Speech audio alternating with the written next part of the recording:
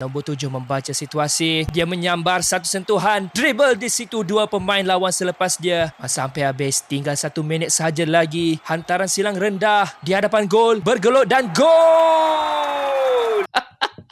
Ni suara bila aku tak pakai mic ni. Ini suara bila aku menggunakan disc condenser microphone. Okay, kalau tengok dia ada echo juga Uish. Hello?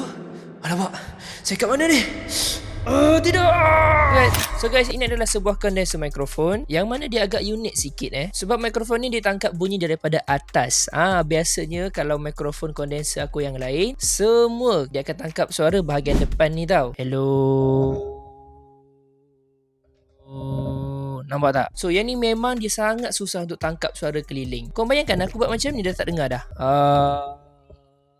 So memang sesuai kalau korang ni yang nak buat podcast, nak buat content talking head macam ni ataupun voice over. Korang boleh kawal echo macam ni. Directly setting dekat sini sahaja tanpa korang memerlukan sound card. Okay, yang ni aku adjust separuh Kalau aku buat sampai penuh, yang ni dah rasa macam berada di keawang-awangan dan dalam mimpi. And dia juga ada noise cancelling. Korang hold je lama-lama sampai dia bunyi. And aku tak sure sama ada korang dengar atau tidak. Aku pasang aircon. Nak onkan dia balik, just hold sahaja. Nampak dia akan berkelip and automatic dia akan onkan. Untuk mute, korang just tekan saja satu kali dekat sini. Right, dah tak dengar dah tu. Nak unmute kan just tekan saja balik satu kali tadi. Dia ada RGB juga tau dekat bawah dia ni. Nampak? Adalah juga nampak lampu tom yum dia tu. Untuk connection dia ada SLR, dia ada Type C. Yang ni kalau korang nak cucuk dekat SLR ke ataupun mana-mana port yang boleh cucuk, so korang boleh connectkan dia macam profesional kan. Kabel SLR disediakan. And dia ada juga untuk port Type C. Yang ni korang boleh connectkan dengan smartphone, iPad, even kalau laptop korang support pun boleh. Macam aku sekarang, aku just gunakan kabel Type C je. Okay, satu lagi dia ada 3.5mm